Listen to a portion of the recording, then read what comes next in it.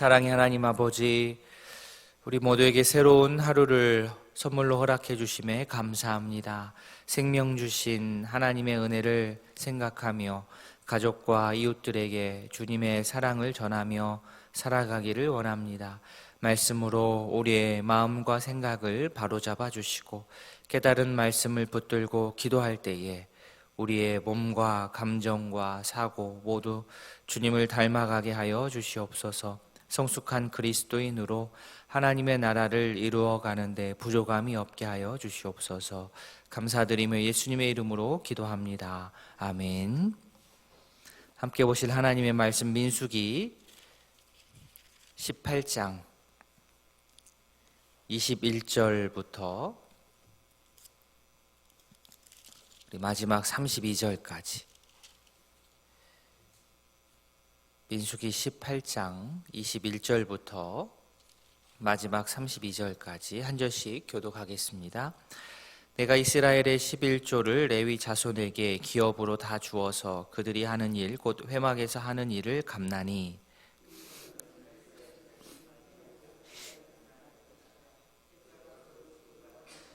그러나 레위인은 회막에서 봉사하며 자기들의 죄를 담당할 것이요 이스라엘 자손 중에는 기업이 없을 것이니 이는 너희 대대의 영원한 율례라.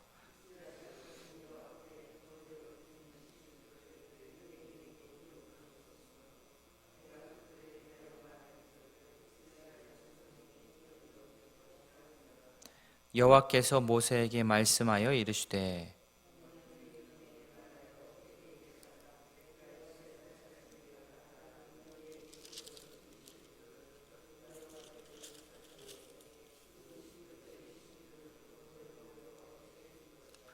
내가 너희의 거제물을 타작마당에서 드리는 곡물과 포도즙 틀에서 드리는 즙같이 여기리니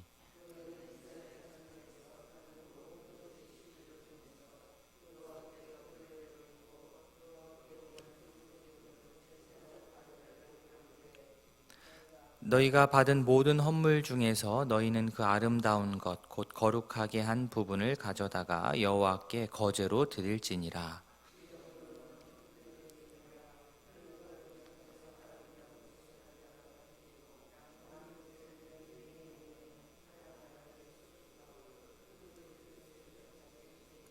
너희와 너희의 권속이 어디서든지 이것을 먹을 수 있음은 이는 회막에서 일한 너희의 보수임이니라.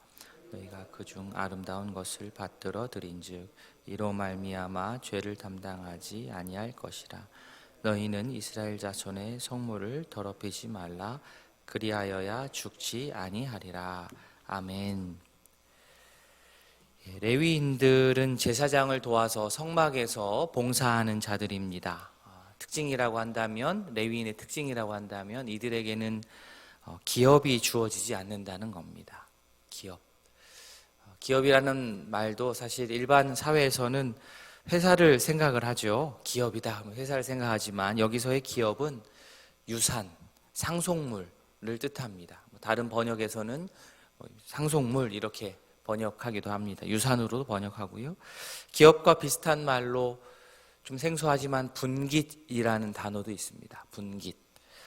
같은 말이긴 하지만 강조점이 조금 다른데요. 기업은 자손에게 물려줄 땅을 기업이라고 하고 분깃은 조상으로부터 물려받는 땅을 말합니다. 레위인들에게 이 기업과 분깃이 없다라고 하는 것은 그들에게 땅이 없고 또 이렇게 땅이 없어서 경작할 수 있는 그 경작지가 없다라는 말인데, 이 조건에서 그들이 생계를 이어가기 위해서는 다른 방식이 필요했습니다. 다른 방식은 다름 아닌 12지파가 제공하는 이 11조였습니다.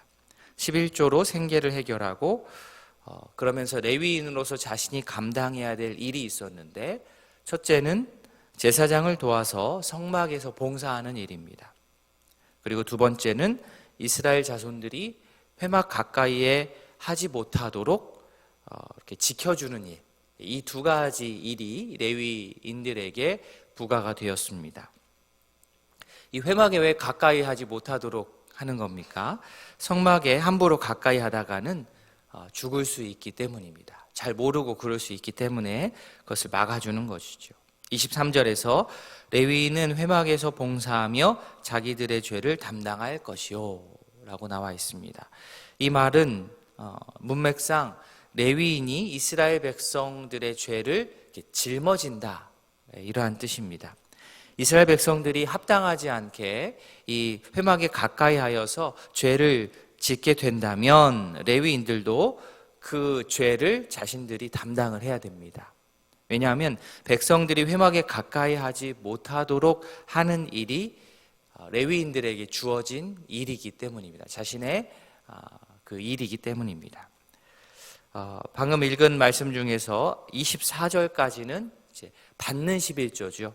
레위인의 받는 11조에 대한 말씀이라고 한다면 25절부터는 레위인의 드리는 11조가 나옵니다. 26절에 그 11조의 11조를 거제로 여호와께 드리라, 이렇게 나옵니다. 11조의 11조. 그러니까 레위인도 12지파가 제공하는 그 11조 중에 11조를 구별하여서 여호와 하나님께 드려야 합니다.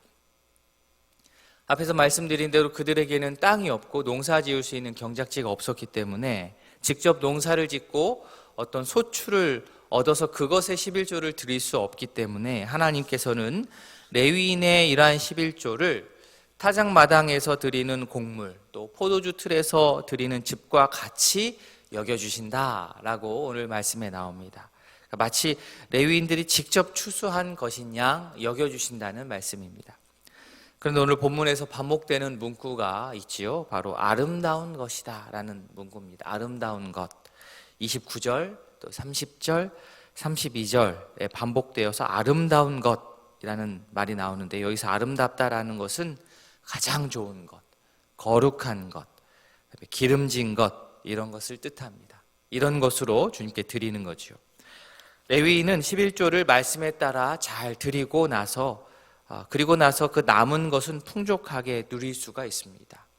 30절 뒷부분, 너희가 그 중에서 아름다운 것을 가져다가 드리고 남은 것은 너희 레위인에게 이것과 같이 된다. 31절, 너희와 너희의 권속이 어디서든지 이것을 먹을 수 있다. 이는 회막에서 일한 너희의 보수다 라고 한계를 지어주십니다. 즉 남은 것은 말씀대로 11조를 드리고 난 남은 것은 어디서든지 먹을 수가 있습니다. 회방에서 일한 레위인의 정당한 보수이기 때문입니다. 그런데 만약 이 레위인 자신들이 이 받은 11조 중에 드리는 11조를 제대로 안 했다, 받기는 잘했는데 드리는 11조를 제대로 바치지 않으면 그로 말미암아 죄를 짓게 됩니다.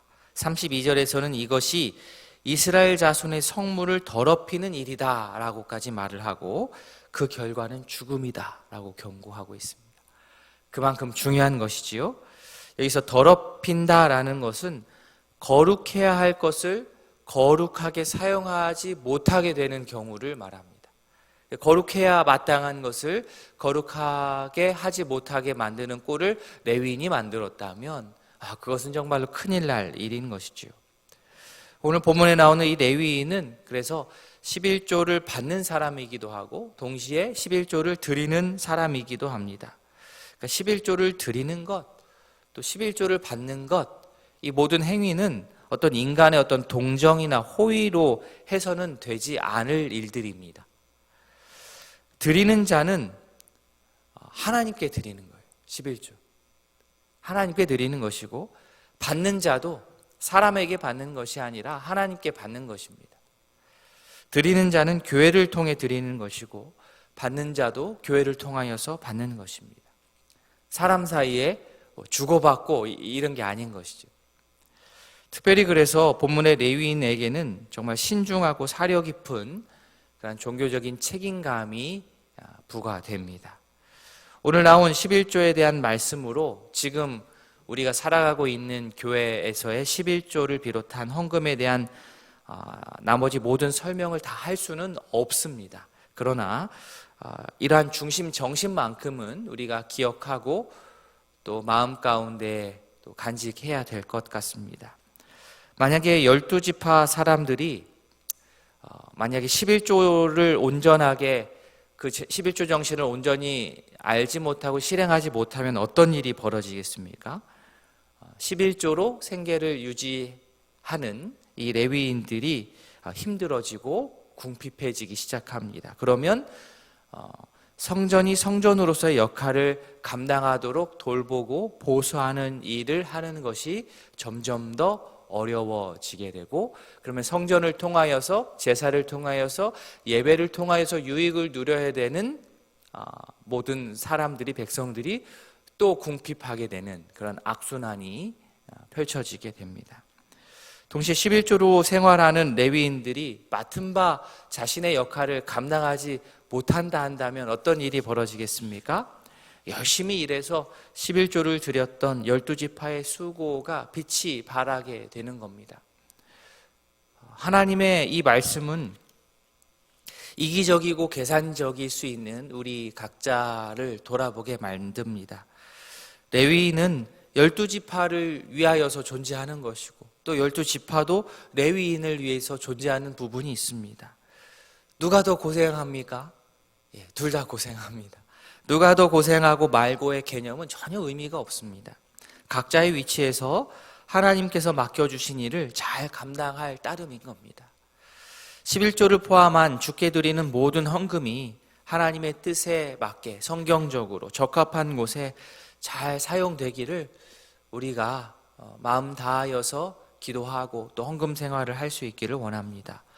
전임 사역자들의 생계뿐만 아니라 힘들고 어려운 이웃들이 외면받지 않고 도움을 얻을 수 있도록, 또 교회에 이러한 복음 전파 사역에 차질이 없도록, 어려움이 없도록 온 성도가 하나님의 이러한 약속의 말씀, 축복의 말씀을 붙들고 감사한 마음으로 우리가 헌금할 때에 교회도 복을 누리고 또 우리 각자의 가정도 풍성한 복을 누릴 것이라 저는 확신합니다. 열심히 일함과 동시에 우리의 생활은 궁극적으로 우리 주님께서 책임져 주신다라는 믿음을 가지고 11조 정신을 내 삶의 반경에서 실천하며 살아가는 복된 주님의 백성들 다 될 수 있기를 진심으로 소원합니다. 아멘. 말씀을 기억하며 기도함과 동시에 우리 집중하여 기도할 두 가정이 있습니다. 박성미 집사님 가정, 주님 안에서 감사와 평안, 남편 구원과 또 퇴직까지의 직장생활, 보호, 가족 건강, 정현구님, 그 다음에 재훈, 수영 형제를 위해서 기도해 주십시오. 홍정미 집사님 가정, 남편 서영의 구원, 건강회복과 가정의 화목, 지수, 서영, 앞길 인도, 성령 충만한 삶을 위해서 기도 제목 주셨습니다. 이를 위해 기도해 주시고, 우리 환우들 우리 생각하시면서 환우들의 회복, 또 간호하고 있는 우리 가족들 위해서 기도해 주시고, 오늘 저녁에 있을 수요 기도회 양육훈련이 곧 마무리가 되는데요, 양육훈련 위해서 기도해 주시고, 수요일마다 제자훈련이 진행 중에 있습니다. 제자훈련 위해서 기도해 주시고, 이어서 개인의 기도 제목으로 주님께 아뢰도록 하겠습니다. 다 함께 기도하시겠습니다.